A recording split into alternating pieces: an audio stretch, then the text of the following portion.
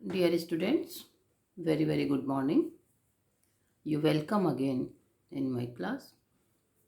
BA part first की इस class में हम द कॉन्सेप्ट ऑफ पावर का अध्ययन कर रहे थे, जिसमें हमने पावर का अर्थ, डेफिनेशन, इसके काइंड्स और इसकी विशेषताएं, इसकी लिमिटेशंस का पिछली क्लासेज में अध्ययन किया था।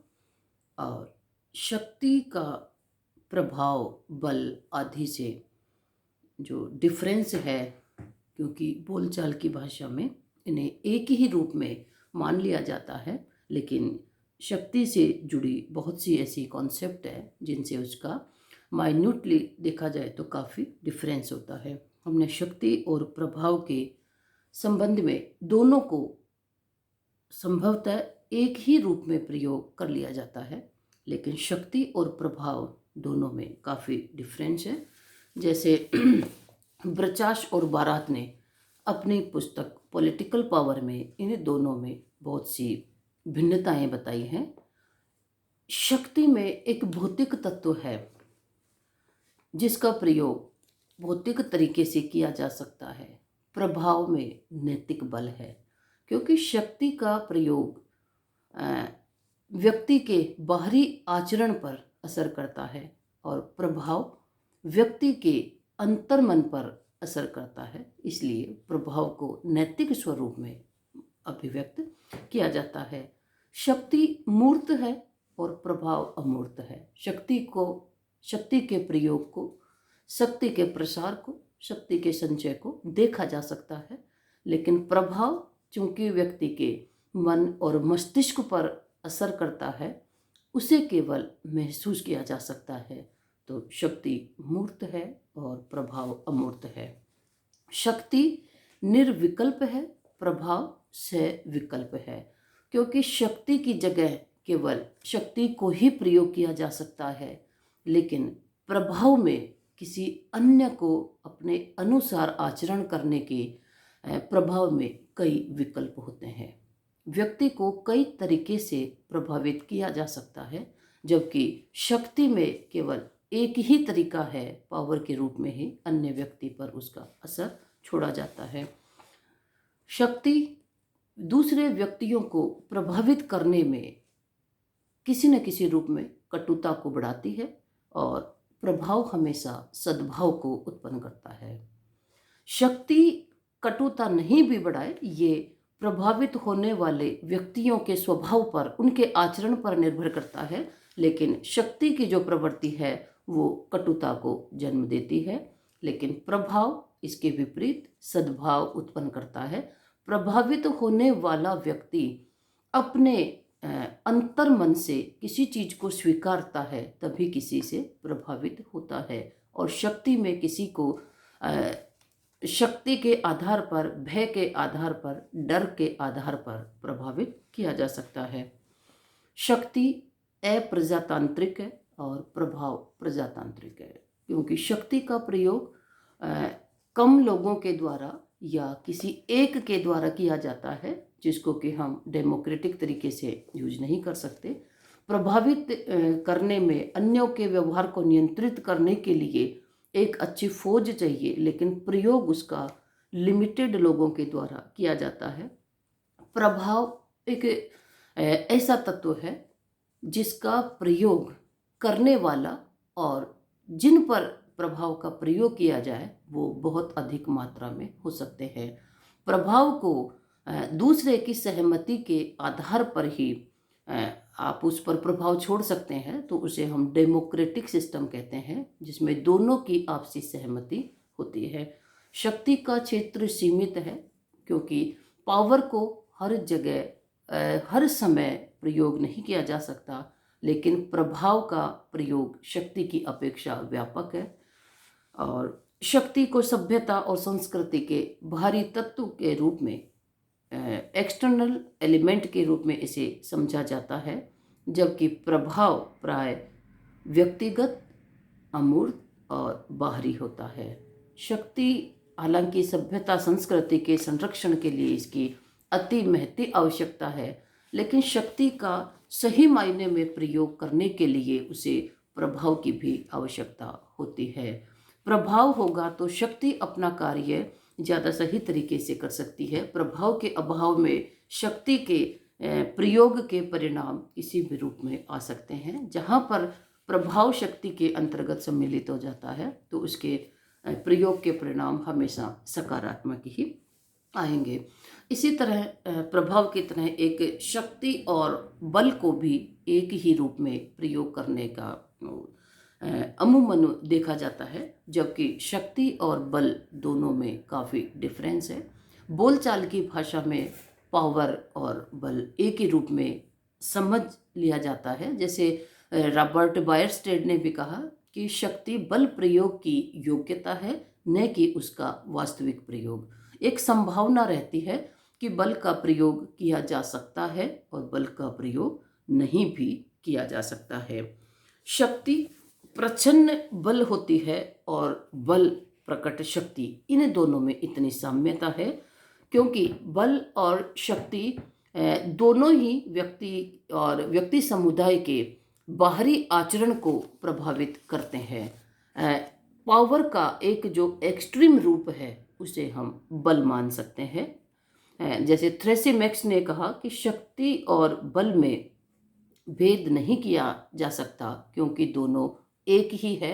शक्ति को सही तरीके से प्रयोग करने के लिए बल का प्रयोग किया जा सकता है। इसमें बाहुबल भी शामिल किया जा सकता है, इसमें सैन्य बल भी शामिल किया जा सकता है। इसी तरह हेराल्ड स्प्राउट ने कहा कि शक्ति का अर्थ इंटरनेशनल लेवल पर यदि देखा जाए तो सैनिक शक्ति मिलिट्री पावर से इसको समझा जाता है और मिलिट्री पावर में केवल बल ही देखा जा सकता है।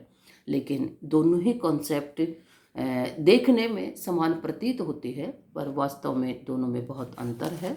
जैसे शक्ति अदृश्य, अमूर्त, अप्रकट होती है, क्योंकि प्रभाव के परिप्रेक्ष्य में शक्ति हमें मूर्त नजर आती है, लेकिन बल के परिप्रेक्ष्य में शक्ति अदृश्य है, अप्रकट है, लेकिन बल का प्रयोग सदैव दृश्यमान होता है। उसे देखा जा सकता है, समझा जा सकता है कि बल का प्रयोग किया गया है।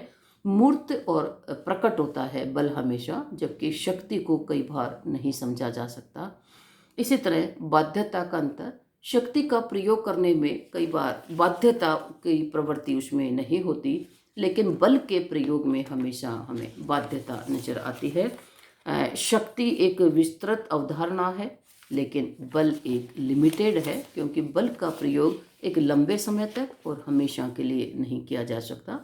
बल का प्रयोग क्विक रूप में किसी चीज़ को प्राप्त करने के लिए किया जा सकता है, लेकिन किसी चीज़ को लंबे समय के लिए अपने पास प्राप्त करना है, बनाए रखना है, तो वहाँ पर हम शक्ति का प्रयोग ही कर सकते हैं। जैसे मार्गेनथाउ ने कहा कि शक्ति द्वारा बल का प्रयोग किया जा सकता है, किंतु तब यह माना जाता है कि शक्ति का अंत हो गया है।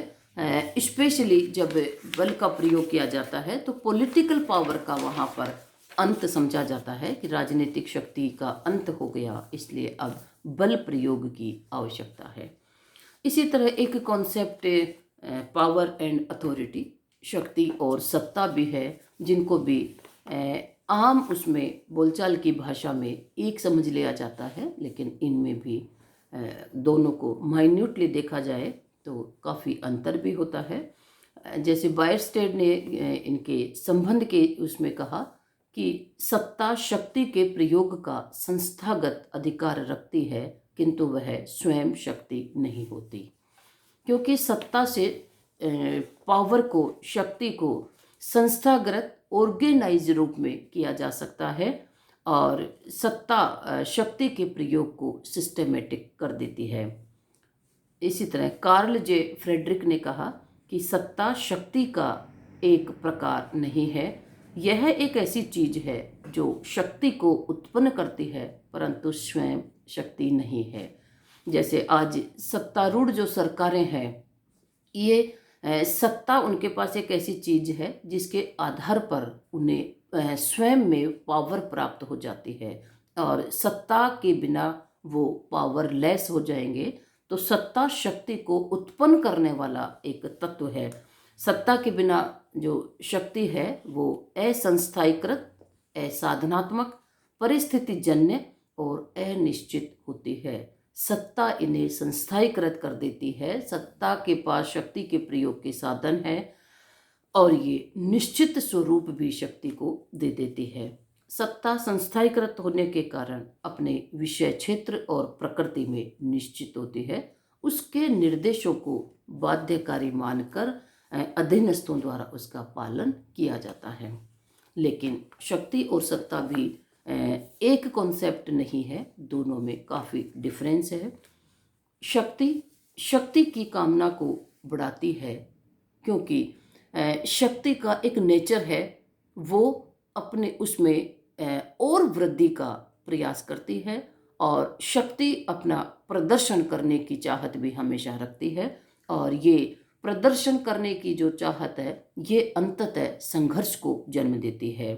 सत्ता सहयोग की प्रवृत्ति पर निर्भर है क्योंकि सत्ता तो शक्ति को भी जन्म देती है, शक्ति को संस्थायीकृत कर देती है, लेकिन सत्ता सहयोग की प्रवृत्ति पर चलती है और शक्ति अपने आप में संचय और उसके प्रदर्शन की प्रवृत्ति के कारण वो संघर्ष को जन्म देती है।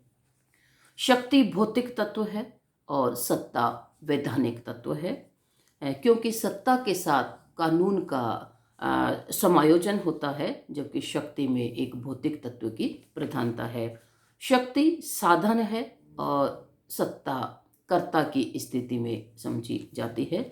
शक्ति साधन है, यह मूल्य निरपेक्ष होती है, जबकि सत्ता सदैव मूल्य सापेक्ष होती है। सत्ता का प्रयोग जिनके द्वारा किया जाता है उनके द्वारा उस सोसाइटी, उस राष्ट्र के निर्धारित मूल्यों के अनुसार आचरण करना होता है, वो मूल्यों को नहीं नकार सकती, जबकि शक्ति में मूल्य निरपेक्षता की अवधारणा होती है। सत्ता का निवास किसी पद संस्था में होता है, इसलिए यह मूर्त होती है, उसे देखा जा सकता है और सत्ता का प्रत्यायोजन भी किया जा सकता है। सत्ता एक समूह के द्वारा, एक व्यक्ति के द्वारा किसी अन्य व्यक्ति या व्यक्ति समूह को प्रत्यायोजित डेलीगेट की जा सकती है। शक्ति में उपरोक्त गुण नहीं होने के कारण उसका प्रयोग, उसका प्रत्यायोजन नहीं किया जा सकता। तो ये शक्ति का कॉन्सेप्ट, जिसको विभिन्न अवधारणाओं के साथ उसका समानता और डिफरेंस के आधार पर समझा जा सकता है। आज की क्लास में हम इतना ही। नेक्स्ट क्लास में हम अथॉरिटी या पावर का अध्ययन करेंगे। Okay, thank you, all the best.